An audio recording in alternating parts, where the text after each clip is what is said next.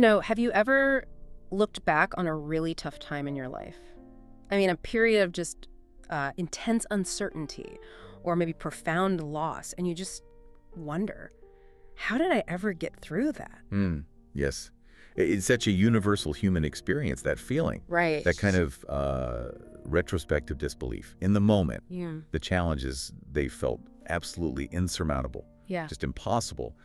And yet, here you are. You're on the other side. It may be changed, for sure, but Yeah. you're whole. Exactly. And life is kind of structured that way, isn't it? We build things, we make plans, we set our course based on, what we expect to happen. And then, with no warning at all, something happens. A crisis, an event, and it just completely changes the weather. It really does. And we're not talking about, minor inconveniences here. We're talking about the deep, defining difficulties that adults face, the things that really test the very foundation of who you are. And those storms aren't just theoretical concepts. I think for so many people listening, they're very real. They're the crushing weight of a professional failure that puts your family's stability at risk. Yeah. Or that silent, just staggering void after you lose someone you love.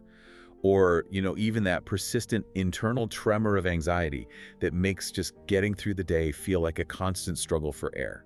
That's precisely why we're doing this deep dive today. Our mission is to take some wisdom that really addresses these unavoidable foundational challenges of life and turn it into something practical, something you can actually use. A usable perspective. A usable perspective, yes. We're unpacking this core truth that we found in our source material, that the storms in life, no matter how severe they feel or how intensely personal, they're temporary. And crucially, how we can find that inner strength.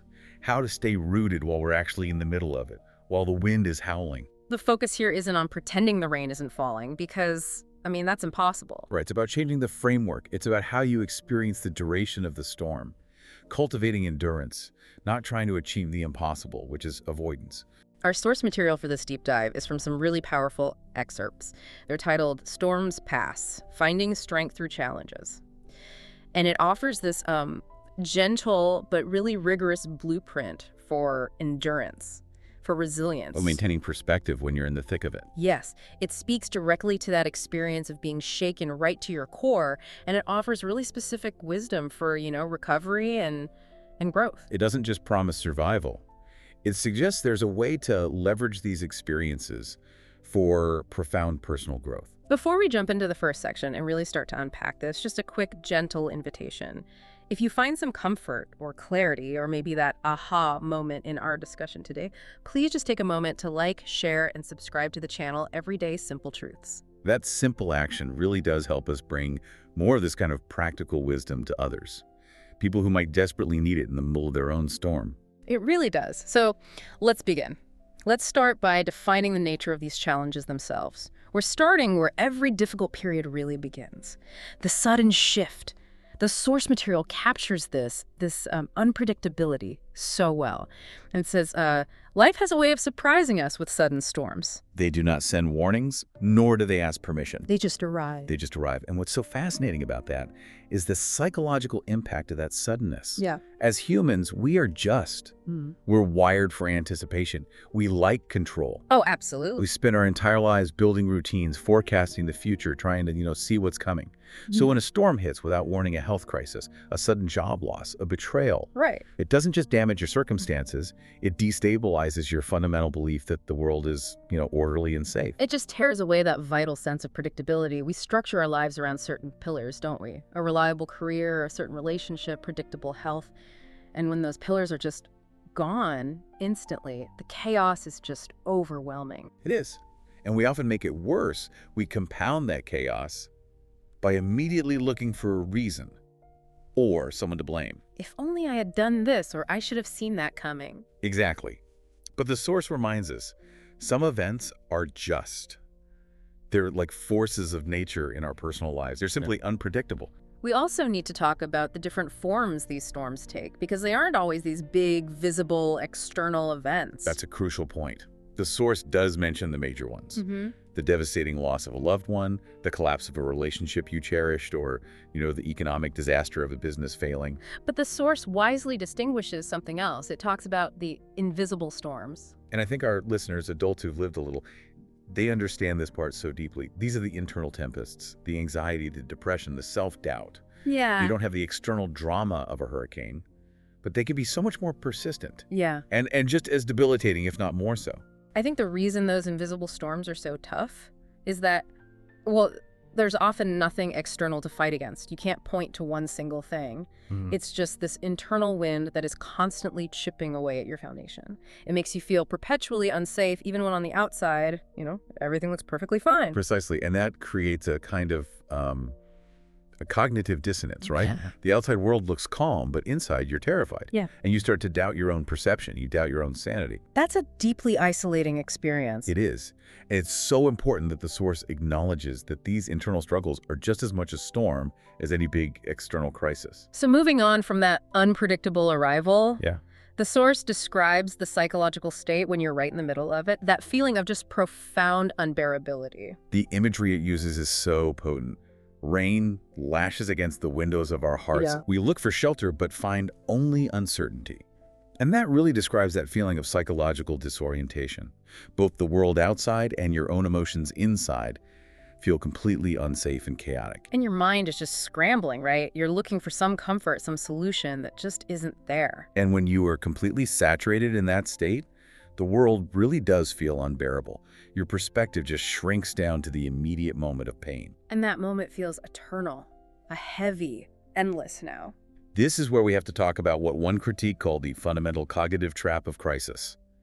When suffering is really intense, our brains, they kick into deep survival mode. The fight, flight, or freeze response. Right. And that response floods our system with stress hormones like cortisol, which is great if you're, running from a predator. But terrible for long-term thinking. Terrible for long-term planning or any kind of perspective.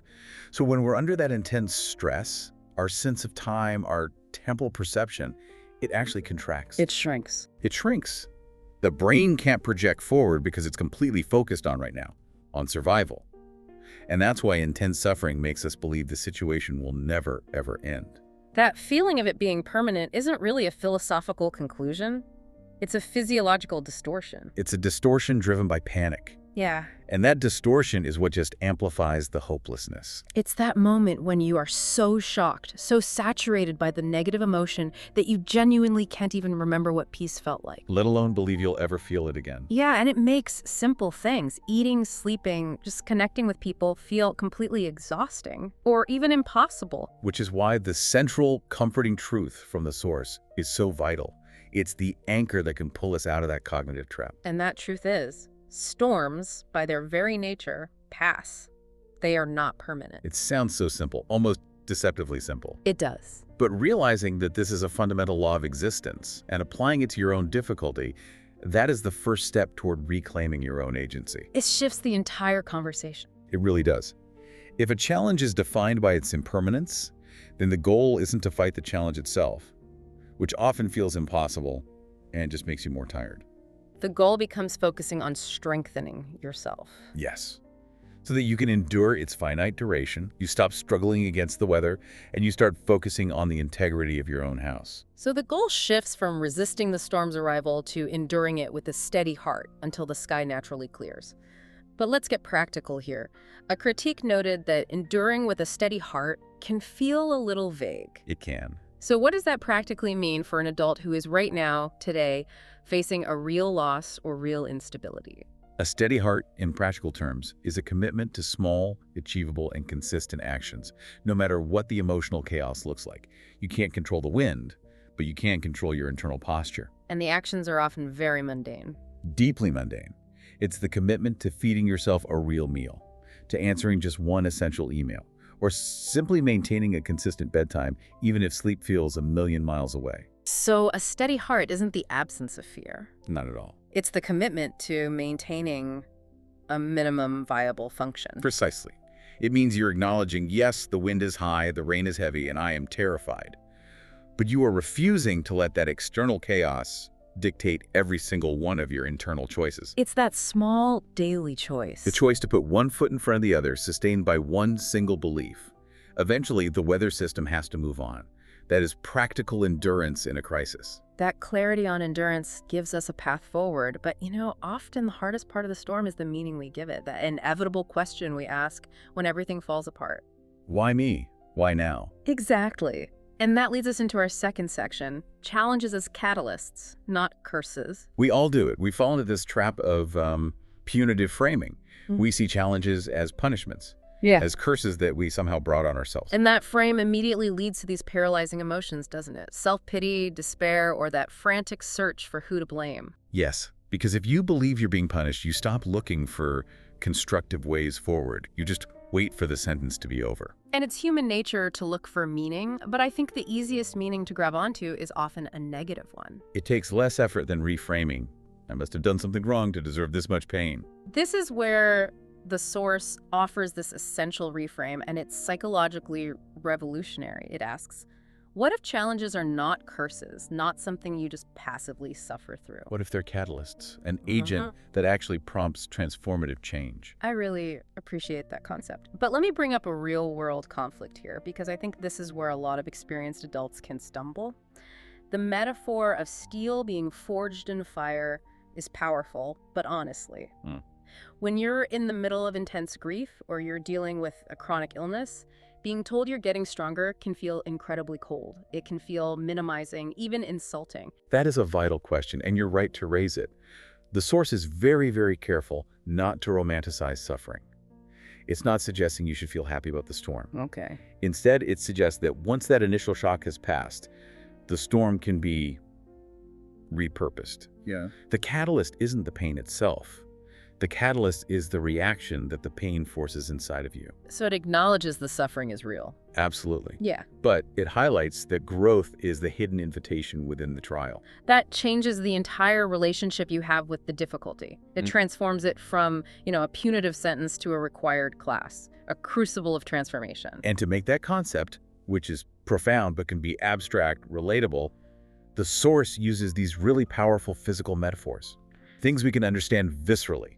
Let's get into the first one, steel in the fire. We hear this phrase a lot, but let's connect it directly to the adult experience of resilience. Okay, so steel only becomes strong, hardened, fit for its purpose when it's tested by fire.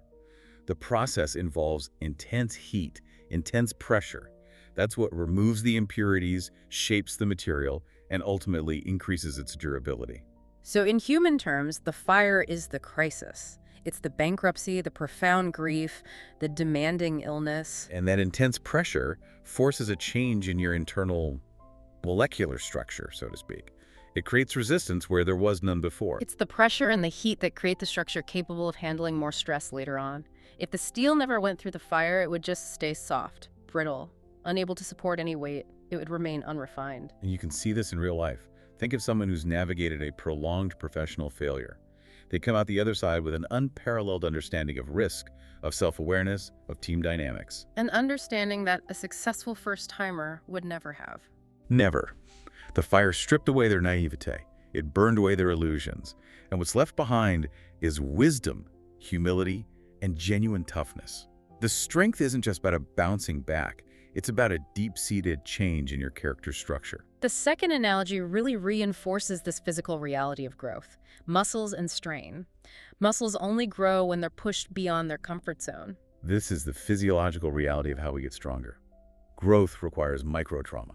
You have to put the muscle under load, stress the fibers just enough that they break down a little. So they can rebuild stronger, denser, with greater capacity. You can't just wish for emotional or spiritual strength. You have to strain for it.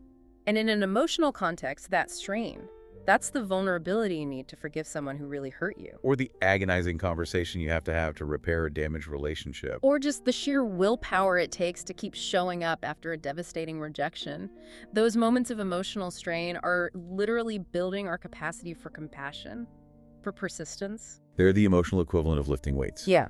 Every time you consciously choose patience when you want to panic, or you choose self-compassion instead of beating yourself up, you are stressing and then strengthening those emotional fibers. And that leads to the ultimate, most expansive metaphor in the source, the expanding soul. It says the soul expands when life dares us to rise through difficulty. This is where the physical becomes metaphysical, Psychological. So what did that expansion actually look like in real life? It's not a sudden poof. It's a nonlinear process, Yeah. and it involves radical acceptance. Okay. Before the storm, maybe your worldview was a bit rigid, comfortable, narrow. The storm breaks the boundaries of that comfort zone. It forces you to accommodate complexity, deep pain, chaos. So expansion is about increasing our capacity to hold conflicting realities, to be, say, simultaneously sad and hopeful, Yes. or to be broken and still functioning. Exactly that. The soul expands its capacity for empathy. You start to recognize, if I could endure this, then other people are enduring their own incomprehensible battles too. It expands your patience because you learn viscerally that healing doesn't follow a neat timeline. And most profoundly, it expands your capacity for meaning. You start to find strength and value in places you never looked before. In small acts of kindness. In quiet resilience. In the simple act of survival. Now, connecting that invitation for growth to practical reality, the trials invite us to acquire specific virtues. Yes, the three key ones mentioned are resilience, patience, and humility. Resilience is that ability to bounce back, the elasticity. Patience is the ability to wait through the chaos, recognizing that healing is gradual and you just can't rush it. And humility is so critical, isn't it? It is. That necessary recognition that we are not always in control, that life can overwhelm our best laid plans. And that humbling realization, paradoxically, is what allows us to stop the futile fight for control. And instead focus on what we can influence. Right. And these experiences, they force us to recognize a strength we never even believed we had. It's a self-discovery process that happens under duress. You only know how strong you can stand when you've been pushed past what you thought your limit was. Here's where it gets really interesting. This is where we link that disruption to redefinition, using that powerful analogy of the sea during a storm. I love this one. The sea in a storm is just pure chaos. The violent crashing waves, they uproot what seemed permanent. The old structures, the established coastline. That disruption is necessary to clear the landscape. Exactly. And the source gives us three precise outcomes of this turbulent clearing process. First, the debris is cleared. And what kind of debris are we talking about when the human spirit is the shoreline? That debris is our unnecessary emotional baggage. It could be old grudges we were clinging to, outdated priorities that no longer serve us, False friendships that only existed in fair weather. unhealthy coping mechanisms like overworking or superficial distractions. The storm forces an immediate and often painful audit of your life. When your survival is on the line, you don't have the energy to carry around non-essential junk. So the storm forces us to let go of what was never meant to last anyway. Right. The second outcome, the shoreline is reshaped. This is all about establishing new and often healthier boundaries and expectations for ourselves and for others. You see this so often after a severe health crisis, right? You realize the previous shoreline of your time where you gave 90% to work and 10% to self-care. It was deeply unsustainable. The storm forces a redrawing of that map. You might redefine the shoreline of what family truly means after a loss, prioritizing real connection over mere obligation. The boundaries shift to protect what you now know through painful experience is essential. And the third, and I think a most evocative image, is the horizon becoming somehow more visible. Yes, when the dust settles and the emotional air is clear, you can see the future with greater clarity. Because the storm strips away all the trivial anxieties. It does. All those things you thought were so important, petty conflicts, chasing the approval of people who don't matter, small daily frustrations, they're suddenly revealed for what they are. Trivial. Compared to what truly matters. Health, genuine connection, internal peace. The horizon, the larger scope of your life's purpose and your values, it comes into sharper focus because all the foreground clutter is just gone. So challenges disrupt, they redefine, and ultimately they provide a clarity that ease and comfort simply cannot buy. That redefinition. That's the hidden gift of the storm. And that brings us to section 3, which I think it dives into the psychological core of enduring these trials. It addresses probably the most common and most dangerous mistake we make. Mistaking the passing storm for our permanent identity. Exactly. This is the critical psychological work we have to do. When a negative event happens, our instinct is to internalize it. We apply it as a descriptor of our entire being, rather than just recognizing it as a circumstance that happened. It's a fundamental error of language and self-perception. It is. And the source material drives this home with some really clear examples. When failure arrives, say your business collapses, the human default isn't to say, my business failed. No, it's to move to the far more destructive, I am a failure. The event becomes your title. And it's the same with heartbreak. When a relationship ends or there's a betrayal, we assume that wound defines our future worth. I am unlovable. Or, I am permanently broken. The temporary condition of being heartbroken becomes the permanent definition of who you are. And why is that so destructive? Why is that distinction so fundamentally damaging? Well, because it closes the door on any possibility of change, right? If the failure is me, then there's no capacity for recovery. I'm just inherently flawed. If I am unlovable, then why would I even bother seeking connection again? This identity trap becomes this powerful, paralyzing, self-fulfilling prophecy of despair. And it locks us into the trauma long after the external event is actually over. Which brings us to the crucial distinction that the Source really champions. Storms are weather, not identity. They are temporary conditions, not permanent truths about who you are. That's such a powerful reframe. Think about the weather outside your window right now. It might be raining, it might be cloudy, it might be sunny. But that condition, whatever it is, it doesn't change the physical structure of your house. Your integrity, your essence sitting inside. Exactly. The weather is external, it's temporary, and it's subject to change. And your fundamental essence, your capacity to love, to learn, to endure, that remains intact, even when the winds are howling around you. The experience is external. Even if the emotional reaction it creates is intensely internal. The financial crisis is an external event. The job loss is external. The grief you feel is internal, but its cause, the loss, is an event that happened to you. It's not something that is you. This shift in language is so profound. It's the basis of so much psychological resilience work. Instead of saying, I am depressed, you practice saying, I am experiencing symptoms of profound sadness and hopelessness right now. That separation creates distance. And distance provides the clarity you need to actually manage the experience. That clarity is what allows us to see the implications of this identity separation. It fundamentally changes our ability to cope. If the storm is not me, then I can observe it, I can manage it, and I can watch it pass without being destroyed by it. This is where we connect this idea back to the listener's need for structure and for avoiding that feeling of information overload. Emotionally, a storm is the ultimate information overload. It is. It's too much pain, too much uncertainty, too many possible negative outcomes all crashing into you at once. So how does this weather versus identity distinction help structure that chaos? Well, it gives you an immediate functional filtering mechanism. The framework is really simple. What is fact? The observable external event like the business closed. And what is fiction? The fiction being my internal destructive interpretation, like, therefore I am worthless. And that framework lets you process the facts with practical steps, while you actively discard the emotionally overwhelming and destructive fiction that tries to define your total self. It grounds the chaos. If I am not the failure, then I can observe the failure. I can analyze its parts, learn from it, and I can keep the lesson without having to discard myself. The enduring spirit is the observer, watching the temporary weather system roll by.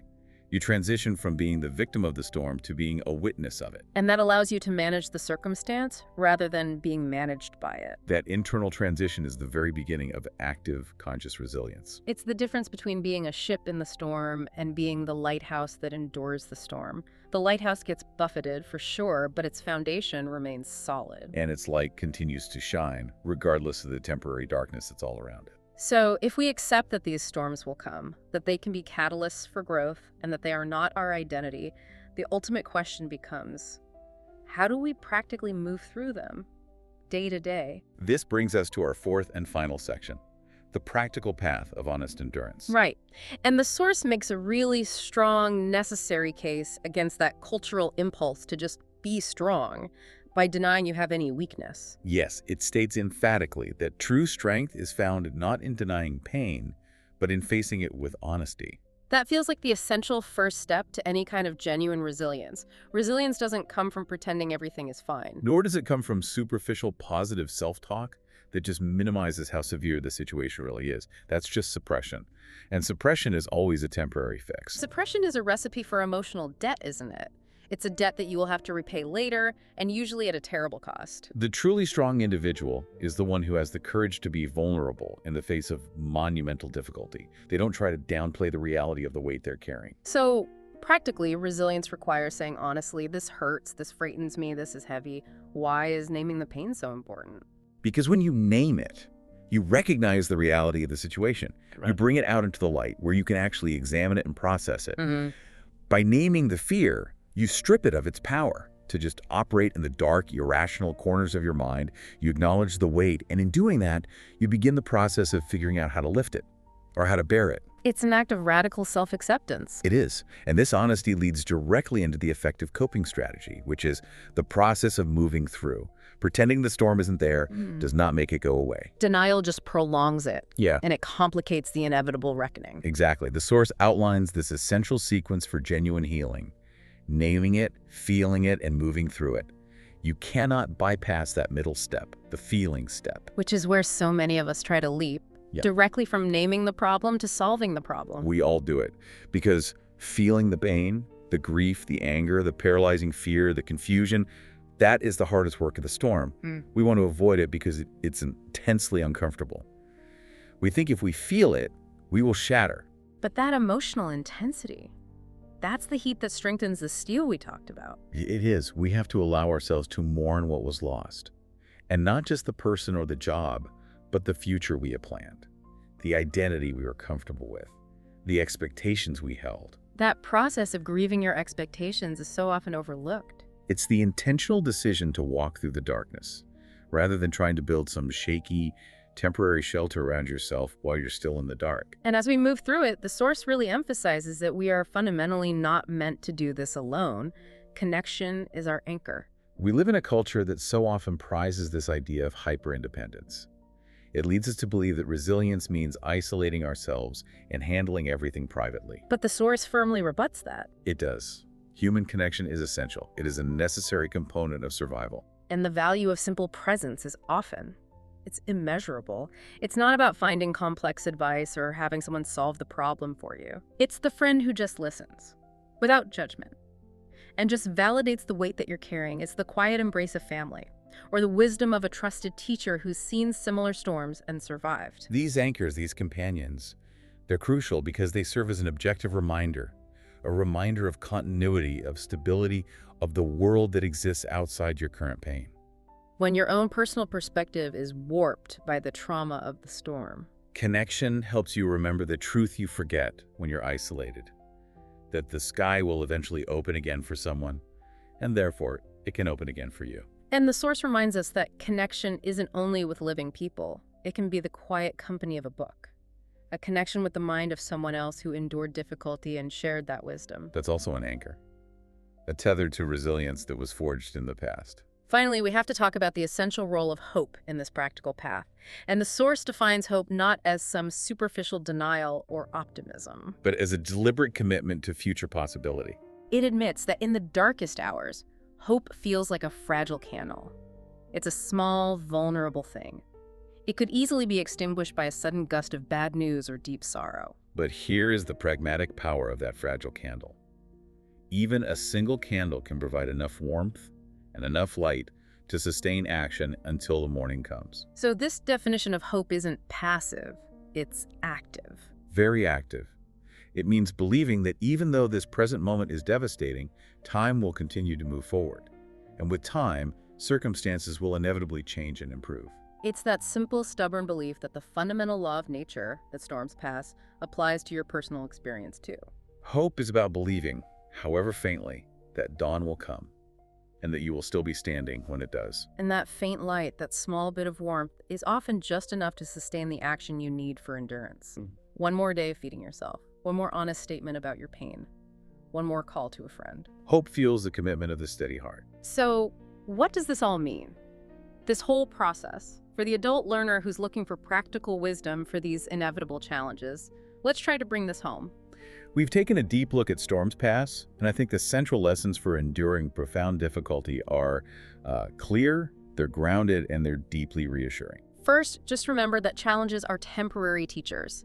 They are finite, they will demand effort, and they will demand honesty. But they are not permanent fixtures. They have to obey the law of impermanence. Second, they are catalysts for growth. They are not curses meant to punish you. They are agents of necessary change, designed to refine you, to clear the debris from your priorities, and to make your inner self stronger, wiser, and more compassionate. And most critically, your identity is separate from your circumstances. You are not the storm. You are not the failure. You are the enduring self, the lighthouse that is capable of watching the temporary weather pass without your foundation cracking. That distinction. Yeah. That is the ultimate tool for enduring difficulty without being destroyed by it. It's about building a sturdy, non-negotiable definition of yourself that is rooted in your capacity to survive, not in your external success or comfort. Which brings us to this final beautiful insight from our source material on self-worth. It's based on the strength of endurance. You are not defined by the winds that shake you. You are defined by the strength that allows you to stand through them. That standing, that quiet, honest endurance, that is your true and undeniable strength. So we've redefined resilience today. And thinking about that, if endurance and clarity are the two essential gifts of the storm, what is one non-negotiable definition of yourself? A commitment to patience, maybe, or self-compassion, or to honesty that you refuse to let any future storm compromise? Focus on that answer. Commit to that non-negotiable standing. We know that the journey you're on, the path you're navigating is uniquely yours, and sometimes it's deeply and unfairly difficult. We send you our warmest wishes for health, for strength, and for the clarity to see the horizon as it slowly becomes more visible. Take care of yourself. Be honest about the pain, and be intentional about the hope. Thank you for joining us for this deep dive into finding strength through challenges. Goodbye for now.